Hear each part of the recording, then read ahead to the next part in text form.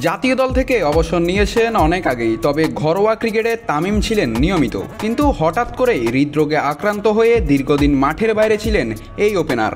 অবশেষে মাঠে ফেরার সুখবর দিলেন তামিম ইকবাল নিজেই। গেল মার্চে ঢাকা প্রিমিয়ার লিগের এক ম্যাচ চলাকালে হার্ট অ্যাটাক হয় তামিম ইকবালের।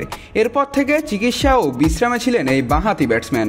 অনেকে মনে করেছিলেন হয়তো এবার তিনি চিরতরে বিদায় নিচ্ছেন ক্রিকেট মাঠ থেকে। তবে সেই সব শঙ্কা দূর করে এবার নিজে জানালেন ফেরার খবর। সম্প্রতি এক সাক্ষাৎকারে তামিম বলেন, বিপিএল খেলার চেষ্টা করব, আমি প্রস্তুতি শুরু করেছি, জিমে কাজ করছি, ব্যাটিং শুরু করতে কিছুদিন লাগবে, তবে লক্ষ্য বিপিএল থেকে ফেরার।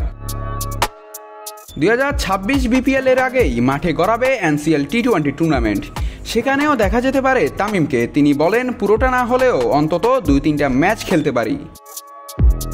মাঠের বাইরেও ক্রিকেট থেকে দূরে যাননি তামিম। সম্প্রতি ধারাভাষ্যকার হিসেবে করেছেন আত্মপ্রকাশ, যদিও এটিকে এখনও পেশা হিসাবে নিতে রাজি নন তিনি বলেন, এটি নিয়ে খুব বেশি চিন্তা করেনি, হয়তো সামনে ধারাভাষ্য করব, কিন্তু পেশা হিসাবে নিতে হলে অনেক সিরিয়াসলি নিতে হয়।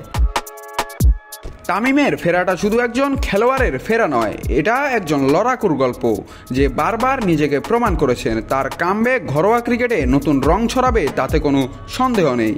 ভক্তরা অপেক্ষায় আছেন আবার কবে তামিমকে দেখা যাবে মাঠে ব্যাট হাতে। নাত রাহুল, নিউজ না স্পোর্টস।